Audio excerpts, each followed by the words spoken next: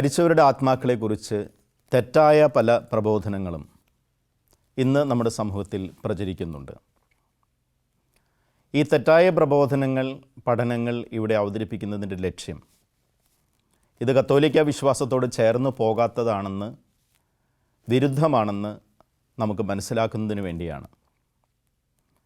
മരിച്ചവരുടെ ആത്മാക്കളെക്കുറിച്ചുള്ള തെറ്റായ പ്രബോധനങ്ങളിൽ കുറേയധികം ആളുകൾ പഠിപ്പിക്കുന്ന, ചില സഭാസമൂഹങ്ങൾ പ്രചരിപ്പിക്കുന്ന ആശയം മരിച്ചവരുടെ ആത്മാക്കൾ നിദ്ര ചെയ്യുകയാണ് എന്നതാണ്. ഇതിന് അടിസ്ഥാനമായി ചില വിശുദ്ധ ഗ്രന്ഥഭാഗങ്ങൾ ഇവർ ഉദ്ധരിക്കാറുമുണ്ട്. ലാസറിൻ്റെ മരണത്തെക്കുറിച്ചുള്ള വാർത്ത കേട്ടപ്പോൾ ഈശോ പറഞ്ഞു, ലാസർ ഉറങ്ങുകയാണ്. യോഹന്നാൻ്റെ സുവിശേഷം 11-ാം അധ്യായം 11-ാമത്തെ തിരുവചനത്തിലാണ് നമ്മളിത് വായിക്കുന്നത്. ഈശോ അവിടെ ലാസർ ഉറങ്ങുകയാണ് എന്ന് പറഞ്ഞപ്പോൾ മരിച്ചവരുടെ ആത്മാക്കൾ ഉറങ്ങുകയാണ് എന്ന് പഠിപ്പിക്കാൻ വേണ്ടിയല്ല അത് പറഞ്ഞത്. മറിച്ച് മരണം ഉറക്കം പോലെയാണ്, മരണശേഷം ഉയിർത്തെഴുന്നേൽക്കും മരിച്ചവർ, ഉറക്കത്തിന് ശേഷം ഉറങ്ങുന്നവർ ഉണരുന്നത് പോലെ. ഈ ഒരു ആശയമാണ് വിശുദ്ധ ഗ്രന്ഥം അവതരിപ്പിക്കുന്നത്. ഇത്തരം വചനഭാഗങ്ങൾ വ്യാഖ്യാനിച്ച് മരിച്ചവരുടെ ആത്മാക്കൾ ഉറങ്ങുകയാണ് എന്ന് പഠിപ്പിക്കുന്നത് വിശുദ്ധ ഗ്രന്ഥത്തിൻ്റെ പഠനത്തിന് നിരക്കുന്നതല്ല. മരിച്ചവരുടെ ആത്മാക്കൾ ഉറങ്ങുകയാണ് എന്ന് പഠിപ്പിക്കുന്നത് വിശുദ്ധ ഗ്രന്ഥത്തിനും തിരുസഭയുടെ പ്രബോധനത്തിനും പാരമ്പര്യത്തിനും എതിരായ പഠനമാണ്. മരണത്തെ നിദ്രയോട് താരതമ്യം ചെയ്യുന്നുണ്ടെങ്കിലും മരിച്ചവർ ഉറങ്ങുകയാണ് എന്ന് പറയുന്നത് തിരുസഭാ പ്രബോധനങ്ങൾക്ക് നിരക്കാത്തതാണ്. കത്തോലിക്ക വിശ്വാസമനുസരിച്ച് മരിച്ചവർ തനത് വിധിയനുസരിച്ച് ഒന്നുകിൽ സ്വർഗത്തിലോ അല്ലെങ്കിൽ നരകത്തിലോ അല്ലെങ്കിൽ ശുദ്ധീകരണ സ്ഥലത്തോ ആണ്. ശുദ്ധീകരണ സ്ഥലത്തുള്ള ആത്മാക്കൾ വിശുദ്ധീകരണത്തിന് ശേഷം സ്വർഗത്തിലേക്ക് പോകുന്നു.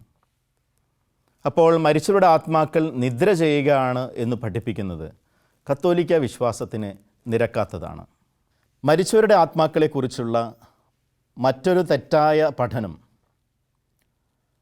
മരിച്ചവരുടെ ആത്മാക്കളെ വചനം പ്രഘോഷിച്ച് മാനസാന്തരപ്പെടുത്താൻ കഴിയുമെന്ന ചില സെക്റ്റുകളുടെ പഠനമാണ്.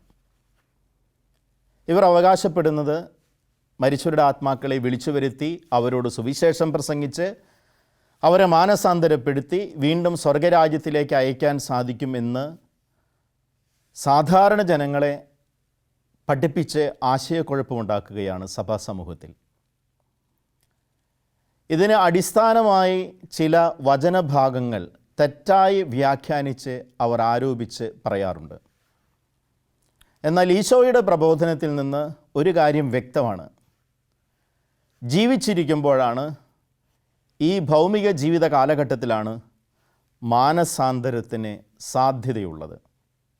മരണശേഷം മാനസാന്തരത്തിന് സാധ്യതയില്ലെന്ന് ഈശോ ധനവാന്റെയും ലാസറിൻ്റെയും ഉപമയിൽ വ്യക്തമാക്കുന്നുണ്ട്. ലൂക്കായുടെ സുവിശേഷത്തിൽ 16-ാം അധ്യായം 19 മുതൽ 31 വരെയുള്ള തിരുവചനത്തിൽ മരണാനന്തരം മാനസാന്തരം സാധ്യമല്ലെന്ന് ഈ ഉപമയിലൂടെ ഈശോ പഠിപ്പിക്കുന്നു. നാം ഈ ഭൂമിയിലായിരിക്കുമ്പോഴാണ് നമ്മുടെ പാപങ്ങളെക്കുറിച്ച് അനുദപിക്കുവാനും ജീവിത നവീകരണം സാധ്യമാക്കാനും അവസരമുള്ളത്. അത് പ്രയോജനപ്പെടുത്തണമെന്ന് ഈശോ ഈ ഉപമയിൽ നമ്മെ പഠിപ്പിക്കുന്നുണ്ട്.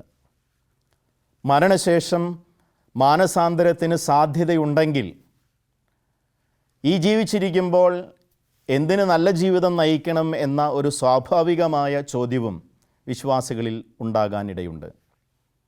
അതുകൊണ്ട് കത്തോലിക്ക വിശ്വാസം ഇക്കാര്യത്തിൽ വ്യക്തമായി നമ്മെ പഠിപ്പിക്കുന്നു.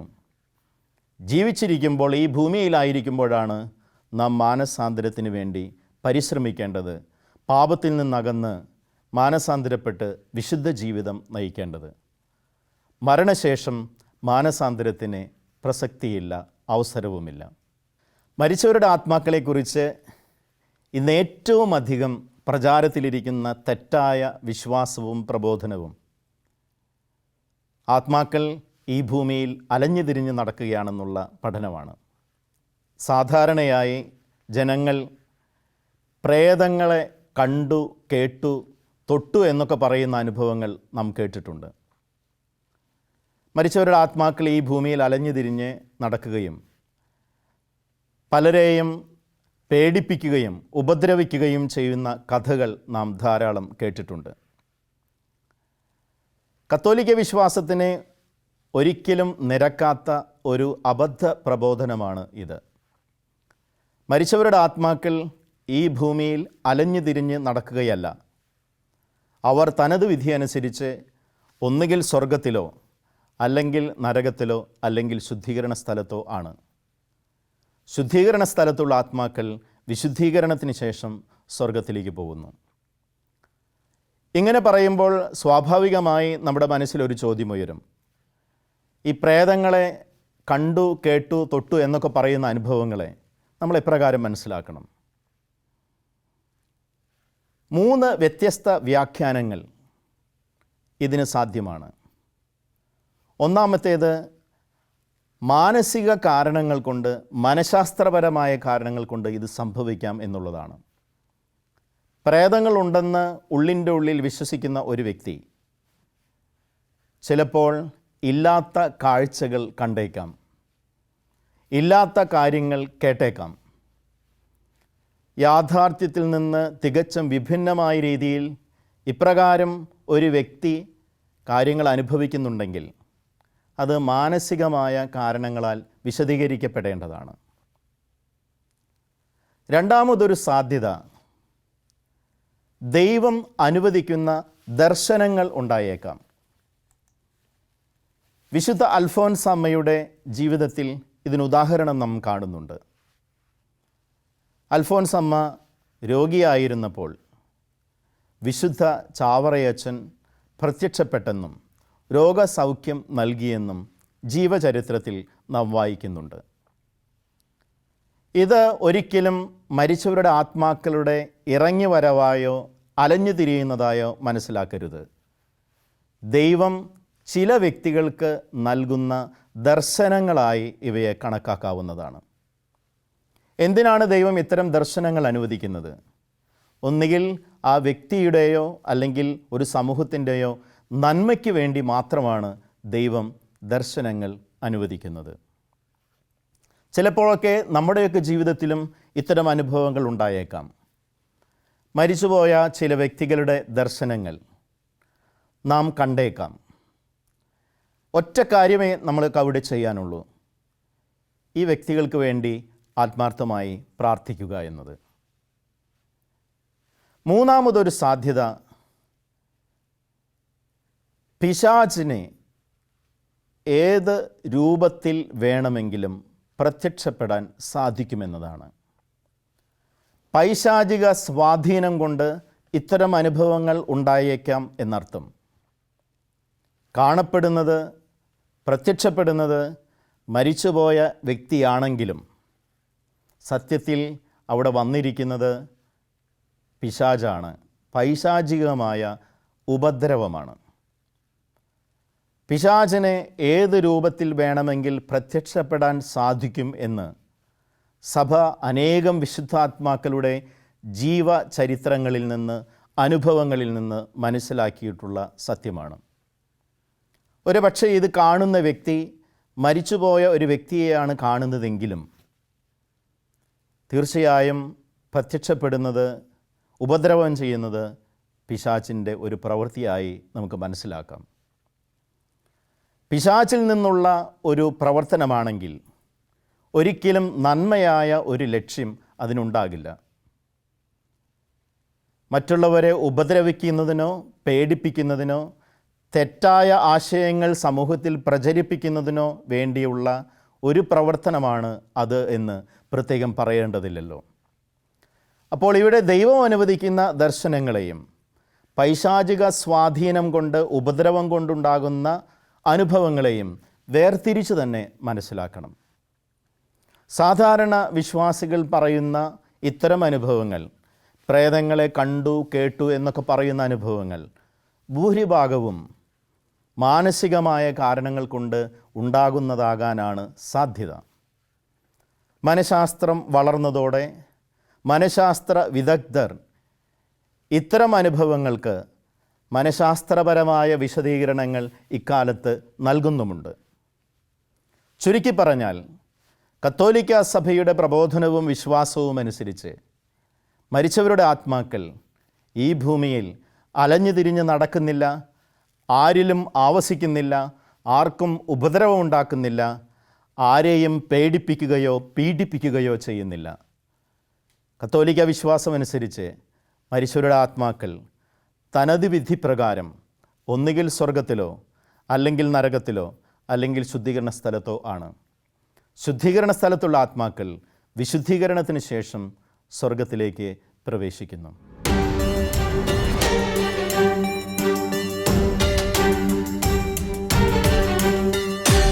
മരിച്ചവരുടെ ആത്മാക്കളെ സംബന്ധിച്ച തെറ്റായ അടുത്ത പ്രബോധനം മൃതസമ്പർക്ക സിദ്ധാന്തം എന്ന പേരിലാണ് അറിയപ്പെടുന്നത്. എന്താണ് ഇതുകൊണ്ട് അർത്ഥമാക്കുന്നത്? മരിച്ചവരുടെ ആത്മാക്കളെ വിളിച്ചു വരുത്താമെന്നും അവരോട് സമ്പർക്കം പുലർത്താമെന്നും അവരിൽ നിന്ന് കാര്യങ്ങൾ ചോദിച്ച് മനസ്സിലാക്കാമെന്നുമുള്ള തെറ്റായ പഠനമാണിത്. ചില സിനിമകളിലും ചില സാഹിത്യ സൃഷ്ടികളിലുമൊക്കെ ഇത്തരം കാര്യങ്ങൾ പലരും വിവരിക്കുന്നുമുണ്ട്. മരിച്ചവരുടെ ആത്മാക്കളെ വിളിച്ചു വരുത്തി അവരോട് ഭാവി കാര്യങ്ങൾ ചോദിച്ചറിയുന്ന രീതിയിൽ കാര്യങ്ങൾ അവതരിപ്പിക്കുന്നവരും അതിൻ്റെ മധ്യവർത്തികളായി നിലകൊള്ളുന്നവരുമുണ്ട്. സാമുവേലിൻ്റെ 1-ാം പുസ്തകം 28-ാം അധ്യായത്തിൽ സാവൂൾ ഒരു മന്ത്രവാദിനിയെ സമീപിക്കുന്നതായി രേഖപ്പെടുത്തിയിട്ടുണ്ട്. പല വിശ്വാസികളും ഈ വചനഭാഗം വായിച്ചിട്ട് ഇത് മൃതസമ്പർക്ക സിദ്ധാന്തത്തിന് ഉദാഹരണമാണെന്ന് തെറ്റിദ്ധരിക്കുന്നവരുണ്ട്. ബൈബിളിൽ പോലും മരിച്ചവരുടെ ആത്മാക്കളെ വിളിച്ചു വരുത്താമെന്ന് പറയുന്നുണ്ടല്ലോ എന്ന് പലരും ചോദിക്കാറുമുണ്ട്. എന്നാൽ ഈ വചനഭാഗത്തെ ശരിയായ രീതിയിൽ മനസ്സിലാക്കിയാൽ ഇതിൻ്റെ അർത്ഥം വളരെ വ്യക്തമാണ്. തനിക്കെതിരെ പാളയമടിച്ചിരിക്കുന്ന ഫിലിസ്ത്യ സൈന്യത്തിനെതിരെ യുദ്ധത്തിന് പുറപ്പെടുന്നതിന് മുൻപ് ദൈവഹിതം അറിയാനായി സാവൂൾ മന്ത്രവാദിനിയെ സമീപിക്കുകയാണ്. എന്തിനാണ് ദൈവഹിതം അറിയാൻ മന്ത്രവാദിനിയെ സമീപിക്കുന്നത്? സാവൂളിൻ്റെ ആഗ്രഹം സാമുവേലിൻ്റെ ആത്മാവിനെ വിളിച്ചു വരുത്തി സാമുവേലുമായി സംസാരിച്ച് ഭാവി അറിയണമെന്നതാണ്. അപ്പോൾ ഇവിടെ ഒരു കാര്യം വ്യക്തമാണ്. ആ കാലഘട്ടത്തിൽ സാവൂൾ ഉൾപ്പെടെയുള്ള ജനങ്ങൾ വിശ്വസിച്ചിരുന്നത് മരിച്ചവരുടെ ആത്മാക്കളെ വിളിച്ചു വരുത്താൻ സാധിക്കും എന്ന് തന്നെയാണ്. ഈ വചനഭാഗത്തെക്കുറിച്ച് സഭാപിതാക്കന്മാരുടെ കാലം മുതൽ തന്നെ 3 തരത്തിലുള്ള വ്യാഖ്യാനങ്ങൾ ഉണ്ട്. ഒരു വിഭാഗം സഭാപിതാക്കന്മാർ ഇതിനെ മനസ്സിലാക്കിയത് ഇവിടെ ദുർമന്ത്രവാദിനി നടത്തിയ ഒരു മാജിക്കൽ പ്രാക്ടീസായാണ്, ഒരു കൺകെട്ട് വിദ്യയായാണ്. അത് ഒരിക്കലും സാമുവേലിൻ്റെ പ്രത്യക്ഷപ്പെടലല്ല, ദുർമന്ത്രവാദിനി നടത്തിയ ഒരു അഭ്യാസ പ്രകടനമായാണ് ചില സഭാപിതാക്കന്മാർ ഈ വചനഭാഗത്തെ വ്യാഖ്യാനിക്കുന്നത്. സഭാപിതാക്കന്മാർ നടത്തുന്ന മറ്റൊരു വ്യാഖ്യാനം ഇവിടെ പ്രത്യക്ഷപ്പെട്ടത് സത്യത്തിൽ സാമുവേലായിരുന്നില്ല, സാമുവേലിൻ്റെ രൂപത്തിൽ പിശാചായിരുന്നു എന്നതാണ്. മൂന്നാമതൊരു വ്യാഖ്യാനം ഇത് ദൈവം അനുവദിച്ച ഒരു ദർശനമായിരുന്നു എന്നതാണ്. ആധുനിക ബൈബിൾ വ്യാഖ്യാതാക്കൾ, പ്രത്യേകിച്ച് കത്തോലിക്ക സഭയിലെ ബൈബിൾ വ്യാഖ്യാതാക്കൾ ഇത് ദൈവം അനുവദിച്ച ഒരു ദർശനമായിട്ടാണ് അവതരിപ്പിക്കുന്നതും മനസ്സിലാക്കുന്നതും. ഇത് മൃതസന്ദേശവിദ്യയിലൂടെ മന്ത്രവാദിനിയായ സ്ത്രീ വിളിച്ചു വരുത്തിയതല്ല എന്ന് അവർ വാദിക്കുന്നു. രണ്ട് കാരണങ്ങളാണ് ബൈബിൾ വ്യാഖ്യാതാക്കൾ അതിനെ ചൂണ്ടിക്കാണിക്കുന്നത്. ഒന്നാമതായി, മന്ത്രവാദിനിയാണ് സാമുവേലിനെ വിളിച്ചു വരുത്തിയതെങ്കിൽ ഈ മന്ത്രവാദിനി സാമുവേലിനെ കണ്ടയുടൻ അലറി നിലവിളിച്ച് കരയുകയില്ലായിരുന്നു. വിശുദ്ധ ഗ്രന്ഥത്തിൽ നമ്മൾ വായിക്കുന്നുണ്ട്, ദുർമന്ത്രവാദിനി സാവൂളിനെ കണ്ട മാത്രയിൽ നിലവിളിച്ചു, ഉറക്കെ ഭയപ്പെട്ട് നിലവിളിച്ചു. അവൾ തന്നെ വിളിച്ചു വരുത്തിയതാണെങ്കിൽ അപ്രകാരം നിലവിളിക്കേണ്ട കാര്യമില്ല. രണ്ടാമത്തെ മറ്റൊരു പ്രധാന വ്യത്യാസം ആധുനിക ബൈബിൾ വ്യാഖ്യാതാക്കൾ ചൂണ്ടിക്കാണിക്കുന്നത് ഇപ്രകാരമാണ്. സാമുവേലിനെ മന്ത്രവാദിനി വിളിച്ചു വരുത്തിയതായിരുന്നെങ്കിൽ ഇപ്രകാരമുള്ള മൃതസമ്പർക്ക വിദ്യയിൽ സാധാരണ ഇതിൻ്റെ പ്രണേതാക്കൾ വ്യാഖ്യാനിക്കുന്നത്, അവർ വിളിച്ചു വരുത്തിയ ആത്മാവിനോട് സംസാരിച്ച് കാര്യങ്ങൾ മനസ്സിലാക്കി കൺസൾട്ട് ചെയ്യാൻ വന്ന വ്യക്തിക്ക് പറഞ്ഞു കൊടുക്കുന്നതായിട്ടാണ്. എന്നാൽ ഈ വിശുദ്ധ ഗ്രന്ഥഭാഗത്ത് നാം കാണുന്നത് സാമുവേൽ പ്രത്യക്ഷപ്പെട്ട് സാവൂളിനോട് സംസാരിക്കുന്നതാണ്. മധ്യവർത്തിയായി നിലകൊള്ളുന്ന മന്ത്രവാദിനിക്ക് ഇവിടെ പ്രത്യേകിച്ച് ഒന്നും ചെയ്യാനില്ല. ഒരു മൃതസമ്പർക്ക വിദ്യയിൽ മധ്യവർത്തികളായി നിലകൊള്ളുന്ന വ്യക്തികൾ സാധാരണ അവകാശപ്പെടുന്നത്, അവർ ഒരു ആത്മാവിനെ വിളിച്ചു വരുത്തി ആ ആത്മാവിനോട് സംസാരിച്ച് അതിൻ്റെ കാര്യങ്ങൾ കൺസൾട്ട് ചെയ്യാൻ വന്ന വ്യക്തിക്ക് വെളിപ്പെടുത്തുന്ന രീതിയിലാണ്. എന്നാൽ ഇവിടെ അങ്ങനെയല്ല സംഭവിക്കുന്നത്. ഒരു കാര്യം വ്യക്തമാണ്, വിശുദ്ധ ഗ്രന്ഥം തന്നെ അത് കൃത്യമായി പറയുന്നുമുണ്ട്, സാവൂളിൻ്റെ ആ പ്രവൃത്തി അതിൽ തന്നെ തെറ്റായിരുന്നുവെന്ന്. ഭാവി അറിയുന്നതിന് വേണ്ടി ഒരു മധ്യവർത്തിയെ സമീപിച്ചത് സാവൂൾ ചെയ്ത തെറ്റായ പ്രവൃത്തിയായിരുന്നുവെന്ന് വിശുദ്ധ ഗ്രന്ഥം സാക്ഷ്യപ്പെടുത്തുന്നുണ്ട്.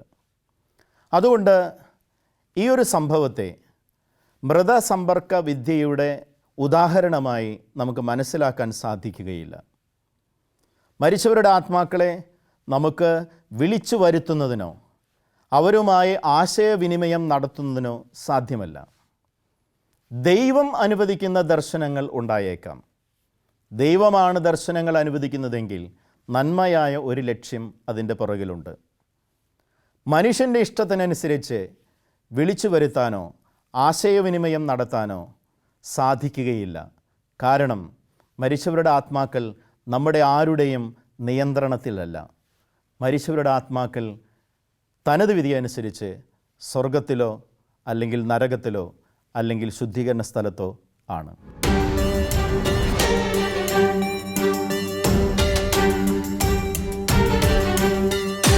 മൃതസമ്പർക്ക വിദ്യയുടെ മറ്റൊരു രൂപമാണ് ഇന്ന് നമ്മുടെ സ്കൂളുകളിലും കോളേജുകളിലുമൊക്കെ കുട്ടികളുടെ ഇടയിൽ, യുവതി യുവാക്കളുടെ ഇടയിൽ പ്രചാരത്തിലിരിക്കുന്ന ഓജോ ബോർഡ് എന്ന് നമ്മൾ വിളിക്കുന്ന വീജ ബോർഡ്. വി എന്ന ഫ്രഞ്ച് വാക്കിൻ്റെയും യാ എന്ന ജർമ്മൻ വാക്കിൻ്റെയും സംയുക്ത രൂപമാണ് വീജ. രണ്ട് പദങ്ങളുടെയും അർത്ഥം യെസ് എന്നാണ് ഇംഗ്ലീഷിൽ. ഈ രണ്ട് വാക്കിൻ്റെയും ഒന്നിച്ചു ചേർന്ന രൂപം വീജ ബോർഡ് എന്നത് നമ്മൾ മലയാളീകരിച്ച് ഓജോ ബോർഡ് എന്ന് പറയുകയാണ്. എന്താണ് ഓജോ ബോർഡ്? ഇത് ഉപയോഗിക്കുന്നവർ അവകാശപ്പെടുന്നത് ഓജോ ബോർഡ് ഉപയോഗിച്ച്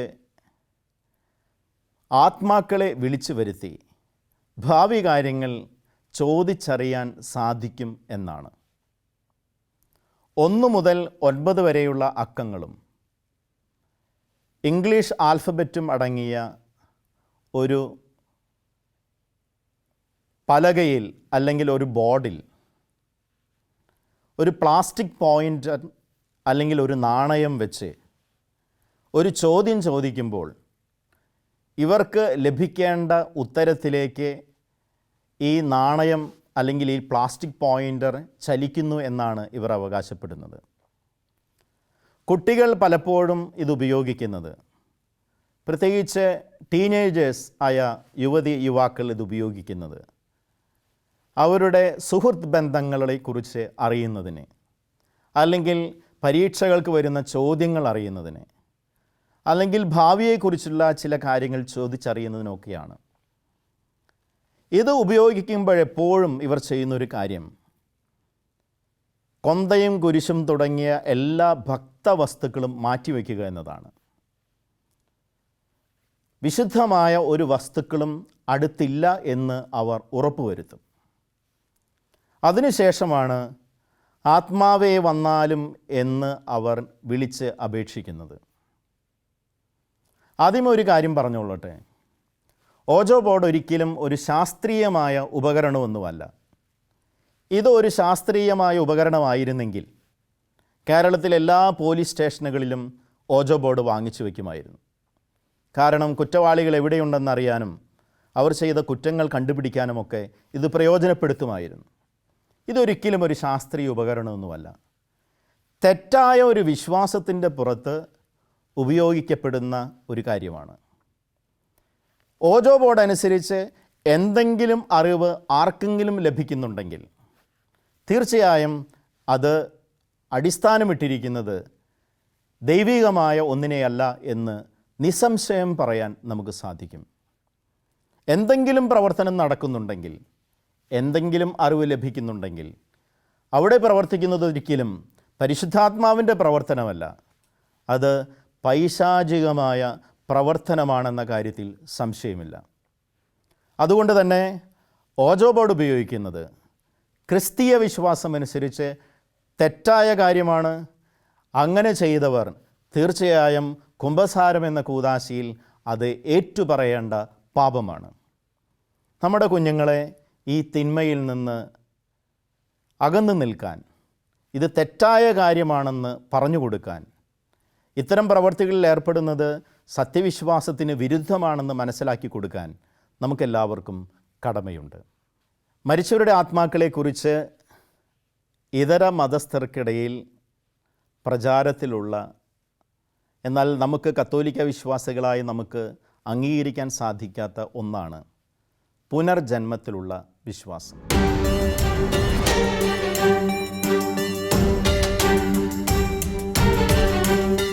എന്താണ് പുനർജന്മ വിശ്വാസം? മരണശേഷം മനുഷ്യൻ്റെ ആത്മാവ് തുടർന്നും നിലനിൽക്കുന്നു. അത് മനുഷ്യനായോ മൃഗമായോ മറ്റേതെങ്കിലും രൂപത്തിലോ അവതരിക്കുന്നു. ഇതാണ് പുനർജന്മം എന്നതുകൊണ്ട് അർത്ഥമാക്കുന്നത്. പുനർജന്മ വിശ്വാസമനുസരിച്ച് ഇപ്പോൾ ഈ ഭൂമിയിലുള്ള നമ്മുടെ ജീവിതം ആദ്യത്തെ ജീവിതമോ അവസാനത്തെ ജീവിതമോ അല്ല. ഇതിനു മുൻപും ജന്മങ്ങളുണ്ടായിരുന്നു, ഇതിന് ശേഷവും ജന്മങ്ങൾ ഉണ്ടാകും. ആത്മാവ് മാറി മാറി വ്യത്യസ്ത ശരീരങ്ങൾ സ്വീകരിക്കുന്നു. ഈ ഒരു വിശ്വാസം ക്രൈസ്തവരായ നമ്മെപ്പോലും ചിലപ്പോൾ സ്വാധീനിച്ചിട്ടുണ്ട്. ചിലപ്പോഴൊക്കെ അറിയാതെ ഓർക്കാതെ നമ്മൾ പറയാറുണ്ട്, അടുത്ത ജന്മത്തിലും എനിക്ക് ഒരു വിശ്വാസിയായി ജീവിക്കണമെന്നാണ്, ക്രിസ്ത്യാനിയായി ജീവിക്കണമെന്നാണ് ആഗ്രഹം എന്നൊക്കെ. നമ്മെ സംബന്ധിച്ച് ഈ ഭൂമിയിൽ ഒറ്റ ജീവിതമേ ഉള്ളൂ.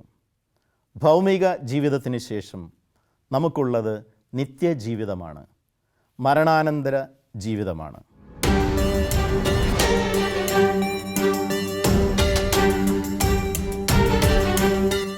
എന്തുകൊണ്ടാണ് പുനർജന്മ വിശ്വാസം ഇതര മതസ്ഥർ അവതരിപ്പിക്കുന്നത്?